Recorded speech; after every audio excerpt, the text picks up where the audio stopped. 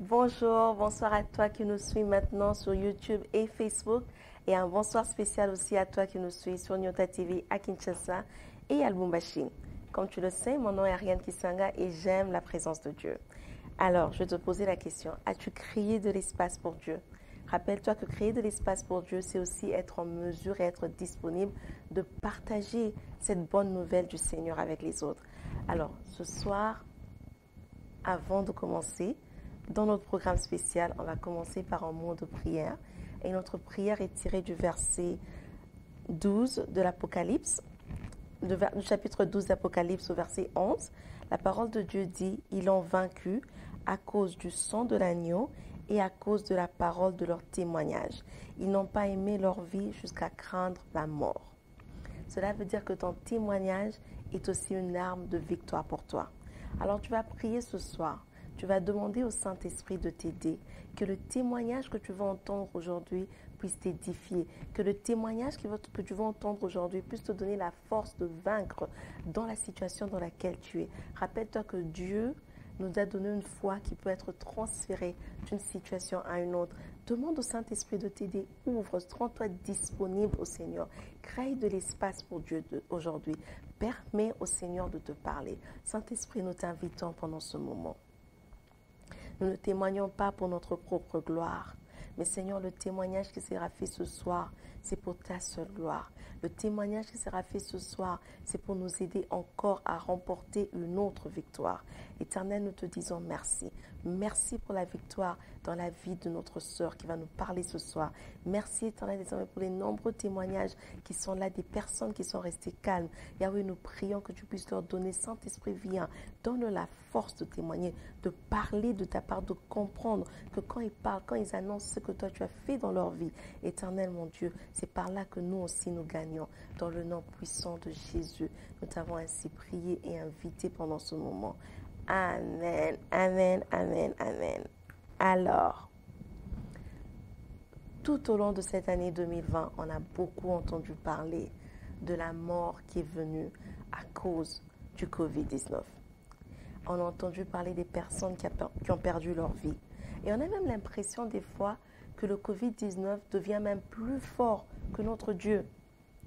Alors pour notre toute dernière diffusion de 2020, notre dernière fois de passer comme ça à la télévision ou même sur Internet en 2020, on a voulu finir par un témoignage de la guérison du Covid-19, un témoignage qui va rendre gloire à Dieu et montrer que malgré tous les nombres de cas de décès qu'on entend parler, notre Dieu est encore en train d'agir, notre Dieu est encore en train de guérir.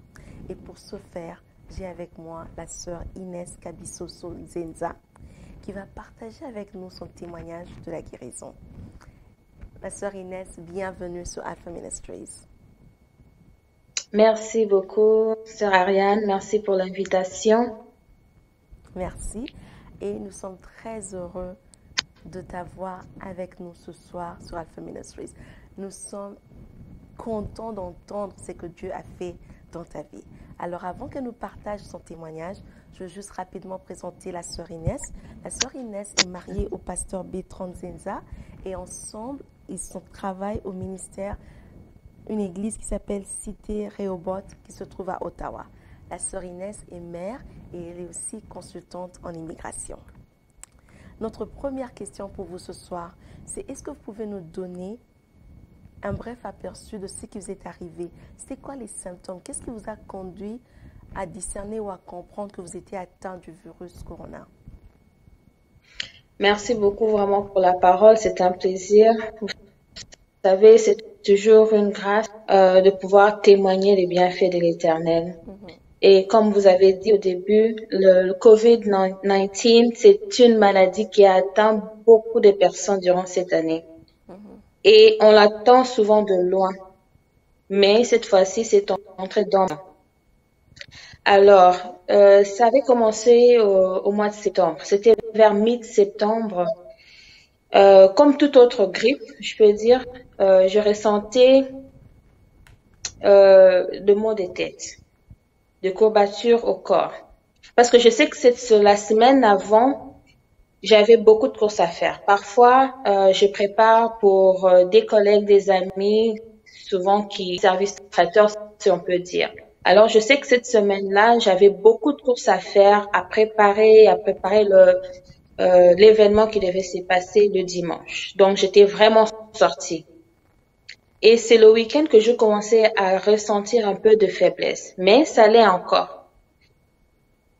Le dimanche, je suis allée à l'événement, j'ai remis la nourriture, tout ce que je devais faire. Je suis rentrée à la maison, je me suis endormie. Et c'est le lundi que j'ai commencé à sentir des très fortes maux de tête. Le maux de tête que je n'ai jamais ressenti dans ma vie. J'avais des courbatures, une très forte fièvre.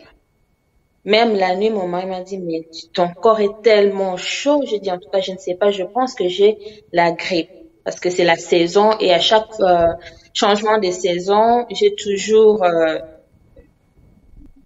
des petits fièvres. Alors, ça, c'était le lundi. Le mardi, le mercredi, je devenais de plus en plus pire.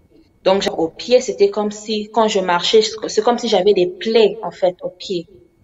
Et mon corps devenait de plus en plus faible. Les maux de tête, ça devenait de plus en plus grave. La fièvre en est descendue. Et là, mon corps physique, je commençais à devenir très faible. Et alors, le mercredi, j'ai dit à mon mari, en tout cas, je ne me sens vraiment pas bien. Là, il faudra que j'aille à l'hôpital. Il a dit oui, il faudra aller se faire checker parce que si j'ai manqué le boulot, donc sûrement qu'ils ont besoin d'une note de docteur. Alors, il est allé me laisser à l'urgence. J'ai passé toute la journée, comme vous savez, ici au Canada, un peu comme pour voir un médecin immédiatement. Donc, j'ai passé toute la soirée là. Après, on a fait des examens. Le docteur est venu me voir. Il m'a dit sûrement que c'est juste une infection. Et puis, avec le changement de climat, ça se peut que c'est juste une grippe. Alors, il faudrait juste prendre des Tylenol, surtout pour des maux de tête. Et si ça ne va toujours pas, là, tu reviens. Mais, juste pour être dans le safe, il faudrait faire les tests de COVID pour s'assurer que ce n'est pas ça. Mais il n'avait vraiment pas la conviction que c'était le COVID. En même temps, je devenais de plus en plus faible. On a fait l'examen. Le jour après, je suis rentrée à la maison.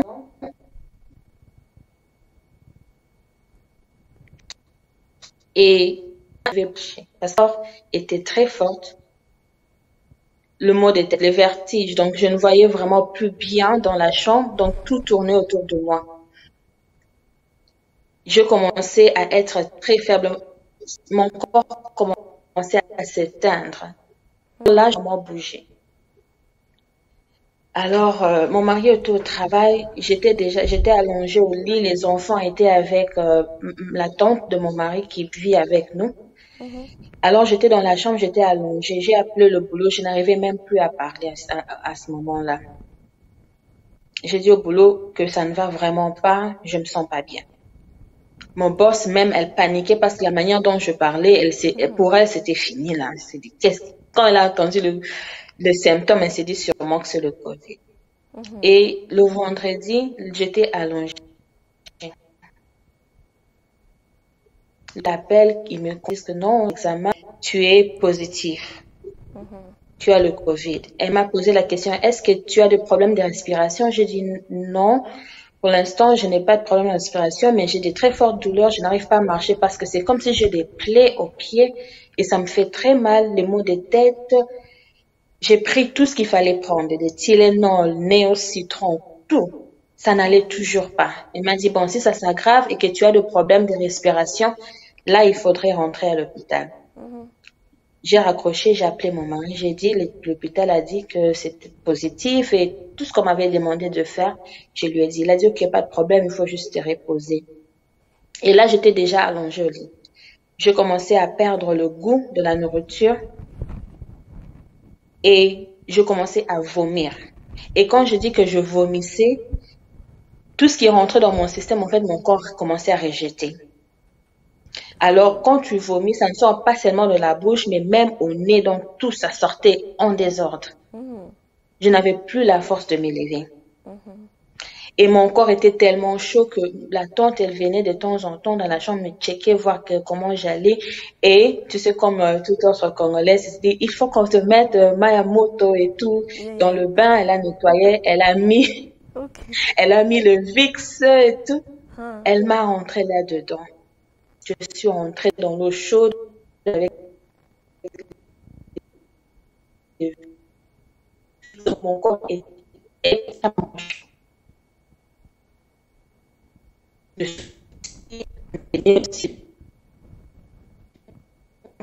C'est la fait. Je voici là, c'est tout. Inès ne se sent pas bien, elle a le COVID-19 qui a été confirmé à l'hôpital, mais du jour au jour, mon corps est en train de s'éteindre. Wow. Alors, comme ma tante était en train de me mettre dans le baignoire et mettre de l'eau chaude, une fois, je crois que c'est le samedi matin, elle m'a sorti tellement que mon corps était affaibli. Je crois avoir perdu conscience parce que je ne répondais plus, tellement que mon corps était chaud. Elle tentait de me réveiller parce que en ces points-là déjà, j'entendais sa voix de loin. C'est comme si j'étais déjà partie quelque part. Donc, je faisais l'effort d'ouvrir mes yeux, mais je n'arrivais pas. Donc, tellement que mon corps était faible. Elle me dit, Inès, Maman Nabana. Elle m'appelle Maman Nabana. Maman Nabana, réveille-toi. Je l'entends vraiment de loin, mais mon corps je n'arrive pas à réagir. Wow. Et de toutes mes forces, j'ai fait l'effort, j'ai ouvert mes yeux. Elle m'a dit, Maman Nabana, est-ce que ça va? Elle dit, en tout cas, il faut que tu rentres à l'hôpital parce que ma camboyo, ça devient de plus en plus pire. Wow. Il faut vraiment absolument aller à l'hôpital. Quand ton mari sera de retour, je vais lui dire qu'on te remette à l'hôpital. Et elle m'a sorti parce que j'étais devenue comme un bébé là. On devait tout faire pour moi. Wow. Elle m'a amenée dans la chambre, elle m'a frotté la lotion, elle m'a habillée, elle m'a mis sur le lit et elle m'a amené du thé, tout ce qu'il fallait là. Et quand elle est sortie, je me suis allongée. J'ai entendu de mes oreilles, hein, je sais pas. Mais que si je retournais à l'hôpital, que je n'allais pas sortir. Oh. Et là, ça m'a fait peur, en fait. Parce qu'on se disait déjà qu'il faut que j'entre à l'hôpital. Alors, mon mari est rentré, la tante a relaté tout ce qui s'est passé. Et on a commencé à prier. Mes parents, déjà, là, ils étaient panique totale. Mon père, ma mère appelaient souvent pour savoir comment j'allais. Et cette soirée-là, je t'ai dit que je n'arrivais plus à parler parce que je toussais tellement. Je ne bougeais plus. Donc, j'étais condamnée au lit. Donc, les maux de tête, la fièvre, le vomissement, la toux, ça, ce sont des symptômes que moi j'avais. La toux, j'ai perdu le goût de la bouche, des fortes courbatures, c'est ce qui m'empêchait carrément de marcher. Alors, j'étais allongée comme déjà, tu vois, comme quelqu'un dans le cercueil, là, comme ça, là. Parce que si je fais des mouvements, je commence à tousser, ça devient autre chose. Donc, je n'arrivais pas à me calmer. Je commençais à vomir, à tousser, donc je ne pouvais plus. Wow. Et là, mon mari, on a commencé à prier. Tout ce que papa, lorsque mon père appelait, faites ceci, faites cela, on faisait tout. Et même lui-même aussi, je ne sais pas, il a eu la conviction de ne pas m'amener à l'hôpital et qu'on devait seulement prier. Wow. Ok. Parce que moi, j'avais déjà entendu, mais je ne pouvais pas parler parce que je ne parlais plus. Même quand mes parents appelaient, ils mettent juste le téléphone, j'entends tout ce qu'ils disent, mais je n'arrivais plus à répondre parce que dès que je réponds, c'est comme ça agite tout dans mon corps. Tout dans le corps. Ok.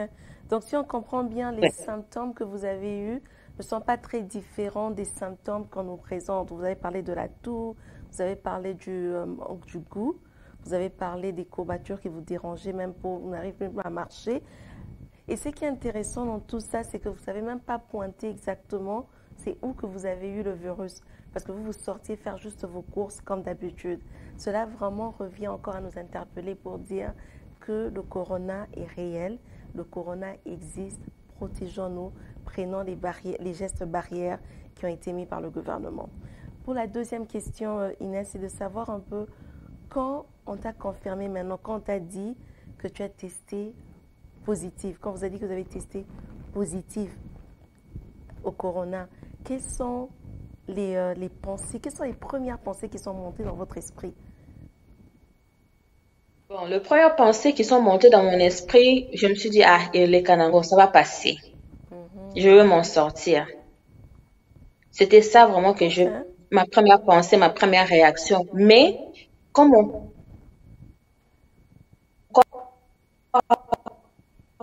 commence à respirer, des problèmes de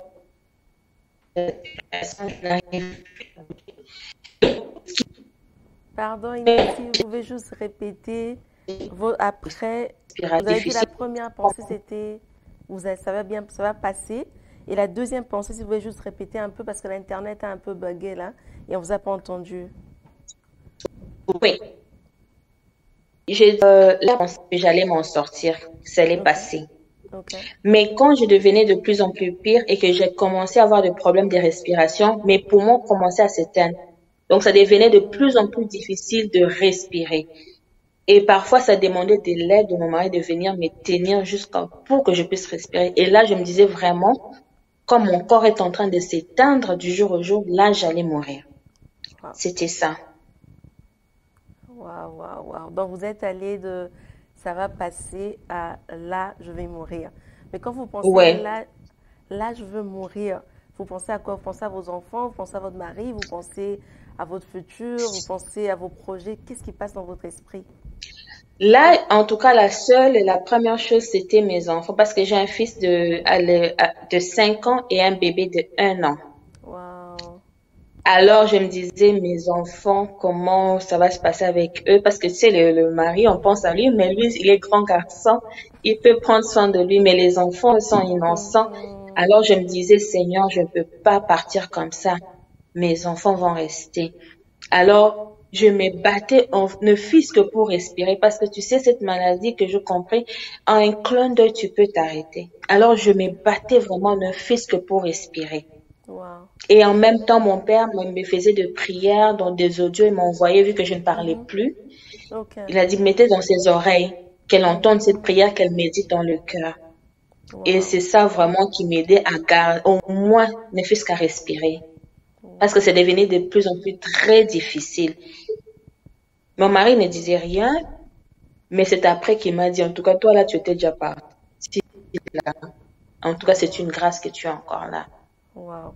Et quel était l'état de votre foi alors à ce moment, quand vous avez compris que même respirer devient difficile, quand vous êtes maintenant face à la mort, quel était l'état de votre foi?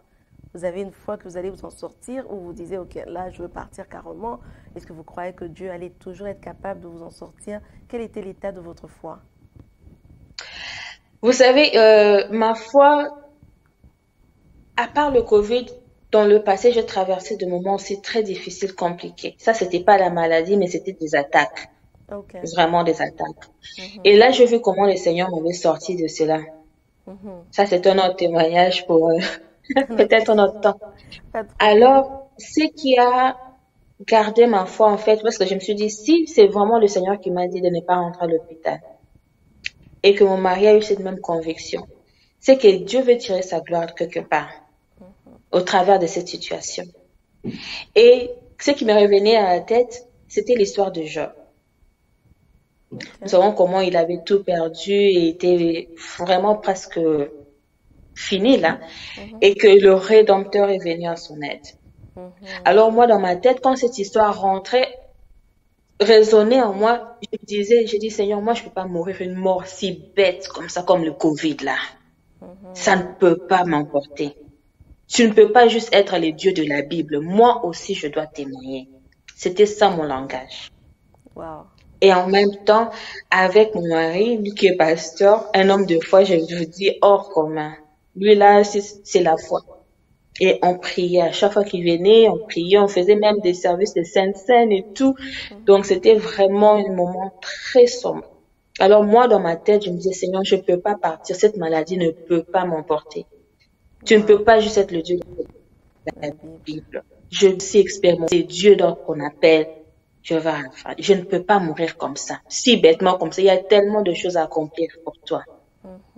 Et c'est alors que je commençais vraiment à juste prier au-dedans de moi, dire Seigneur, sors-moi de cette situation. Avec mes parents aussi qui avaient cette même foi, mon mari, la tante de mon mari qui était à la maison parce qu'on avait en fait dit à personne. Ok. On n'avait pas appelé pour dire à famille comme ça, non. C'est juste les parents, vu que bon, quand j'étais à l'hôpital, mon père m'avait appelé, c'est alors que je l'avais appris. Je lui ai dit que non, voilà, c'est comme ça la situation. Alors c'est avec eux qu'on priait. Hmm. Et la prière a augmenté ma foi. Wow.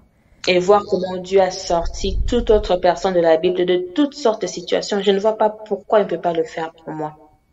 Alors je tenais vraiment à ça. Ok. Merci beaucoup Inès d'avoir partagé. Donc ce qu'on peut comprendre par là, c'est que pendant ce temps que notre sœur traversait ce moment de désert, ce temps sombre où elle voyait la mort en face d'elle, sa foi en fait avait été intacte. Pourquoi?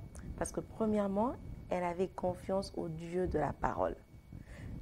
La Bible nous dit que la foi vient de ce qu'on entend et ce qu'on entend vient de la parole de Dieu. Elle avait confiance à ce Dieu de la parole. Et en deuxième lieu, elle avait aussi une parole spécifique que Dieu lui a dite. Dieu lui a dit, ne rentre pas à l'hôpital, sinon tu vas mourir. Alors elle s'est dit, si rentrer à l'hôpital c'est ma mort, ça veut dire si je reste à la maison, Dieu me sortira de ça. Et puis elle s'est entourée de personnes de foi qui pouvaient prier avec elle. Et c'est vraiment une grande foi qu'a votre mari, le pasteur, parce que vous êtes dans cette situation où c'est contagieux et lui, il est entré pour faire des prières avec vous. Et votre tante, c'est vraiment, vous étiez vraiment entouré des personnes de grande foi. Waouh! Et je sais qu'on n'a pas beaucoup de temps, mais est-ce que vous pouvez brièvement nous expliquer alors le processus de la guérison? Vous nous avez expliqué que vous avez prié au-dedans de vous et votre foi était restée intacte. Maintenant, comment est-ce que la guérison est venue? Est-ce que c'était juste par la prière ou est-ce que tout ce qu'on nous dit de prendre de l'ail, de prendre du gingembre, de prendre du thé de citron, est-ce que tout ça joue aussi un rôle? En tout cas, dès le début, je prenais déjà euh, tout ce qu'il fallait. Tu sais, mon mari, dès qu'on entend que tu as une grippe ou tout, attaque sans recul. Ça, c'est son à lui. Alors, je prenais déjà, vous savez qu'on dit prendre une casserole, mettre de l'eau chaude et mettre les Vicks et tout, et te couvrir. Je faisais ça. Je prenais des néo-citrons. Je prenais le sirop pour la toux, hein, pour mes poumons, parce que mes poumons, je ne respirais pas vraiment. Donc, je prenais des sirops. Je prenais des aspirines. On me disait que c'était bon pour les cœurs, pour la circulation du sang et tout. Je prenais des Tylenol. Il y a un autre, oui, là, j'oubliais le nom. Donc, on faisait tout, en fait. Okay. Mais, au-delà de tout, c'était la prière. Parce que je me rappelle très bien, c'était un jour, je me disais, donc ma respiration carrément s'est arrêtée. Et là, j'ai fait l'effort de prendre mon téléphone, d'appeler mon mari qui était en bas. Je lui ai dit j'ai appelé, je lui ai même pas dit parce que je parlais pas, et il est monté directement. Là, vraiment, on voyait déjà que je partais. Et il m'a saisi par la main. C'est là qu'on a commencé à prier. Il a commencé à prier. Moi, c'était dans mon cœur.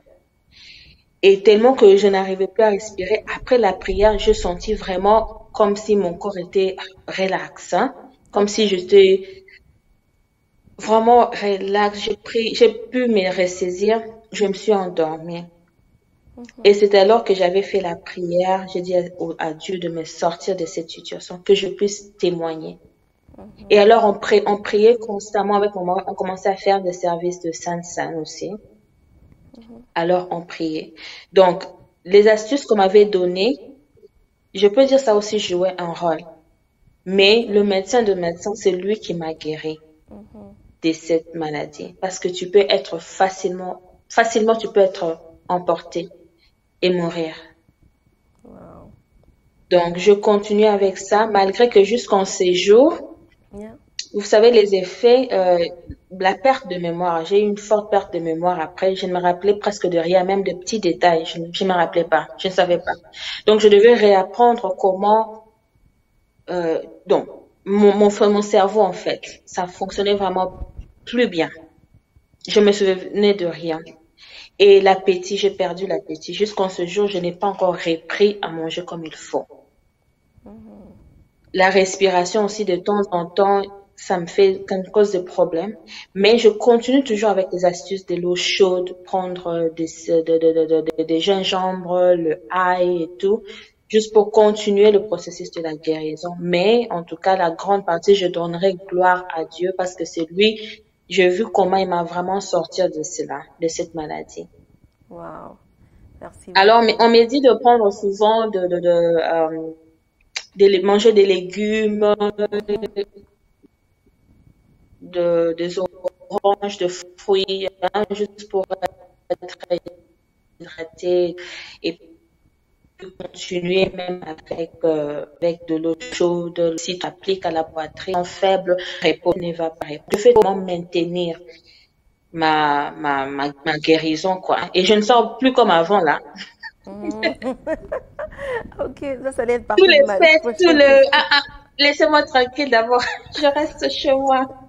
Ok, ça allait être ma dernière question, c'était de savoir effectivement comment cette expérience vous a transformé. Donc, comme vous parlez déjà de ça, on va juste continuer avec et puis on va conclure à la fin. Donc, déjà, on comprend que vous sortez plus comme d'habitude. Quoi d'autre? Non. Comment cela a eu d'impact sur votre vision de la vie, la foi et tout ça? Bon, tu sais, j'ai vraiment limité mes sorties, hein. Ok, Je suis quelqu'un qui aime préparer et tout, hein, accueillir. Donc ça, j'ai vraiment beaucoup limité. ok. Et par rapport à ma vision de la vie, en tout cas, je vois la vie autrement parce que vous savez, la vie est tellement fragile. Peut-être c'est pas le Covid, mais ça peut être quelque chose d'autre qui peut facilement, on peut partir dans un clin d'œil.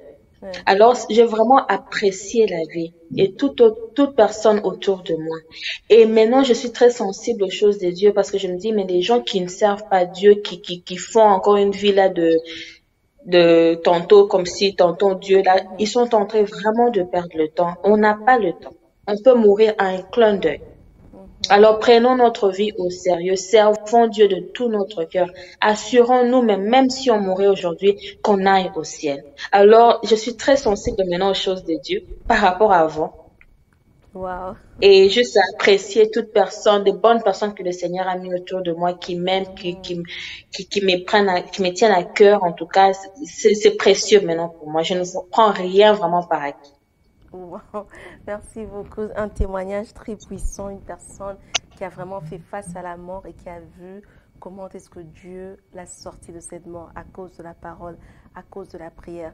Mais comme notre sœur a témoigné ce soir, n'est pas aussi négliger les astuces qu'on nous donne, n'est pas négliger ce thé au citron avec du gingembre, n'est pas négliger les bains avec les bains de vapeur avec du Vicks et tout ça, toutes ces choses sont importantes pour te garder.